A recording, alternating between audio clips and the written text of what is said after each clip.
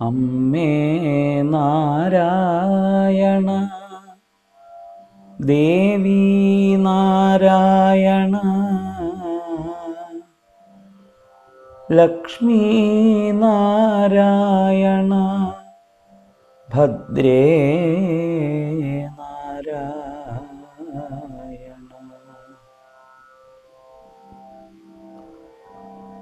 ലളിതാ സഹസ്രനാമ പഠനത്തിൻ്റെ അടുത്ത ദലത്തിലേക്ക് സുസ്വാഗതം. ഇന്ന് 235 നാമം മുതൽക്കാണ് നാം തുടരുന്നത്. ചതുഷ്ഷഷ്ട്യുപചാരാഢ്യ ചതുഷ്ഷഷ്ടികലാമയീ മഹാചതുഷ്ഷഷ്ടികോടിയോഗിനീ ഗണസേവിത. 3 നാമങ്ങൾ ഈ ശ്ലോകത്തിൽ. ചതുഷ്ഷഷ്ട്യുപചാരാഢ്യ, ചതുഷ്ഷഷ്ടി അല്ല 64, ചതുഷ്ഷഷ്ടി. ചതുഷ്ഷഷ്ട്യുപചാരാഢ്യ, പിന്നീട് ചതുഷ്ഷഷ്ടി കലാമയീ. അതിനുശേഷം മുറിക്കാൻ പാടില്ലാത്ത ഒറ്റ നാമമാണ് മഹാചതുഷ്ഷഷ്ടി കോടി യോഗിനീ ഗണസേവിത. മഹാചതുഷ്ഷഷ്ടി കോടി യോഗിനീ ഗണസേവിത എന്നൊരൊറ്റ നാമം. മഹാചതുഷ്ഷഷ്ടി കോടി യോഗിനീ ഗണസേവിത എന്നൊന്നിച്ച്. മനുവിദ്യ ഒരു നാമം. ചന്ദ്രവിദ്യ അടുത്തത്. ചന്ദ്രമണ്ഡലമധ്യഗ, ചാരുരൂപ, ചാരുഹാസ, ചാരുചന്ദ്രകലാധര. ചാരുചന്ദ്രകലാധര ഒന്നിച്ച്. ഇതൊക്കെ ഓരോ നാമങ്ങളാണ്. ശ്ലോകമായിട്ട് ചൊല്ലുമ്പോൾ മനുവിദ്യ, ചന്ദ്രവിദ്യ, ചന്ദ്രമണ്ഡലമധ്യഗ, ചാരുരൂപ, ചാരുഹാസ, ചാരുചന്ദ്രകലാധര. ഇനി ചരാചര ജഗന്നാഥ. ചരാചര ജഗന്നാഥ. ചക്രരാജനികേതന അടുത്ത നാമം. ചക്രരാജനികേതന. പിന്നീട് പാർവതി, പിന്നെ പദ്മനയന, പിന്നെ പദ്മരാഗ സമപ്രഭ. പദ്മരാഗ സമപ്രഭ. ഇതൊക്കെ കൂടിച്ചേർന്നിട്ട് ഉള്ള ശ്ലോകം. ചരാചര ജഗന്നാഥ ചക്രരാജനികേതന പാർവതി പദ്മനയന പദ്മരാഗ സമപ്രഭ. പിന്നെ പഞ്ചപ്രേതാസനാസീന.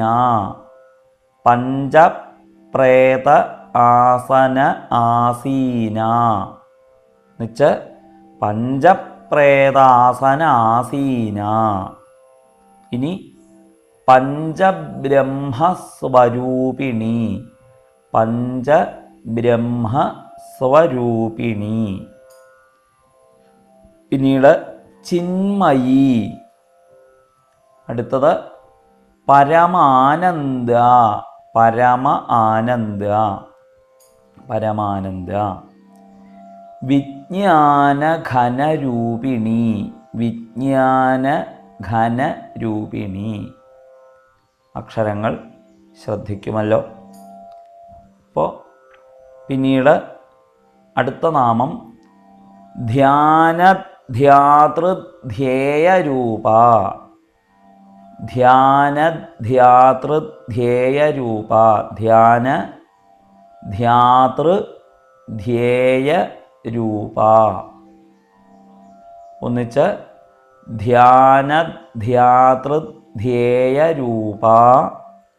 പിന്നെ ധർമാധർമ്മ വിവർജിത. ധർമ്മ അധർമ്മ വിവർജിത. ഒന്നിച്ച് ധർമാധർമ്മ വിവർജിത. ധ്യാനധ്യാതൃധ്യേയരൂപ ധർമാധർമ്മ വിവർജിത. വിശ്വരൂപ അടുത്തത്.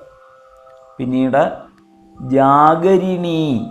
ജാഗരിണി വിശ്വരൂപ എന്നൊരു നാമം, ജാഗരിണി എന്ന അടുത്ത നാമം. പിന്നീടാണ് സ്വപന്തി. ജാഗരിണി എന്ന് കഴിഞ്ഞ് സ്വപന്തി. പിന്നെ തൈജസാത്മിക അടുത്ത നാമം. പിന്നീട് സുപ്ത. പിന്നീട് പ്രാജ്ഞാത്മിക, തുര്യ.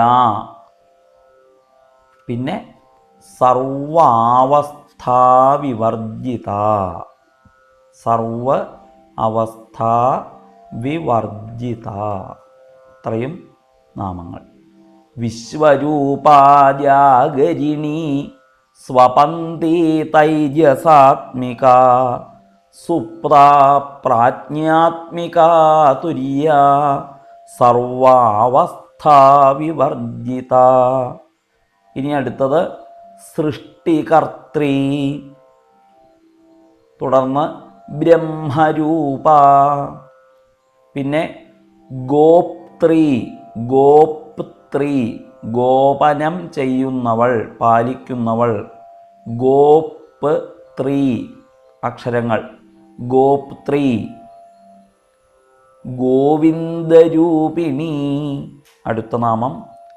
സംഹാരിണി. ഇതിനൊരു പാഠഭേദമായിട്ട് സന്ധാരിണി എന്നും കാണുന്നുണ്ട്. സംഹാരിണി എന്നുള്ളതാണ് ഇവിടെ പൊതുവെ ഉപയോഗിച്ചു വരുന്ന പാഠം. സംഹാരിണി. രുദ്രരൂപ. പിന്നീട് തിരോധാനകരി. അതിനോടൊപ്പം അടുത്ത നാമം ഈശ്വരി. തിരോധാനകരി, ഈശ്വരി രണ്ട് നാമങ്ങളാണ്. അവ ഒന്നിച്ചു ചേർന്നിട്ടാണ് തിരോധാനകരി ഈശ്വരി എന്ന് ആയിത്തീരുന്നത്. അപ്പോൾ ആ ശ്ലോകം സൃഷ്ടികർत्री ബ്രഹ്മരൂപ ഗോപ്ത്രീ ഗോവിന്ദരൂപിണി സംഹാരിണി രുദ്രരൂപ തിരോധാനകരീശ്വരി. അടുത്തത് സദാശിവ. അടുത്ത നാമം അനുഗ്രഹദ. അനുഗ്രഹദ കൂടിച്ചേരുമ്പോഴാണ് സദാശിവാനുഗ്രഹദ എന്ന ആ ശ്ലോകഭാഗമായിട്ട് പരിണമിക്കുന്നത്. പഞ്ചകൃത്യപരായണ അടുത്ത നാമം. പഞ്ചകൃത്യപരായണ. പഞ്ചകൃത്യപരായണ എന്നൊന്നിച്ച്. ഭാനുമണ്ഡലമധ്യസ്ഥ. ഭാനുമണ്ഡല മധ്യസ്ഥ. ഭാനുമണ്ഡലമധ്യസ്ഥ. ഭൈരവി ഭഗമാലിനി. ഭൈരവി എന്നൊരു നാമം. ഭഗമാലിനി എന്ന് അടുത്ത നാമം.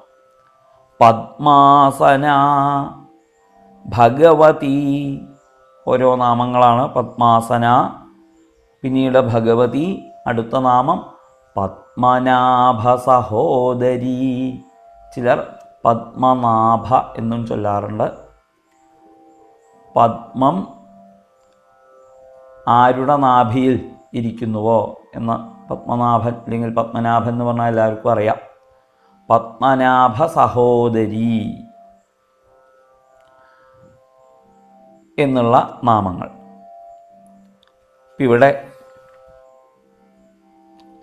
സദാശിവാനുഗ്രഹദ പഞ്ചകൃത്യപരായണ ഭാനുമണ്ഡലമധ്യസ്ഥ ഭൈരവീ ഭഗമാലിനി പദ്മാസനാ ഭഗവതി പത്മനാഭ സഹോദരി. ഇത്രയും ആയി. ഇനി അടുത്ത നാമം മുതൽക്കുള്ള ഭാഗങ്ങൾ അടുത്ത ദലത്തിൽ കേൾക്കാം.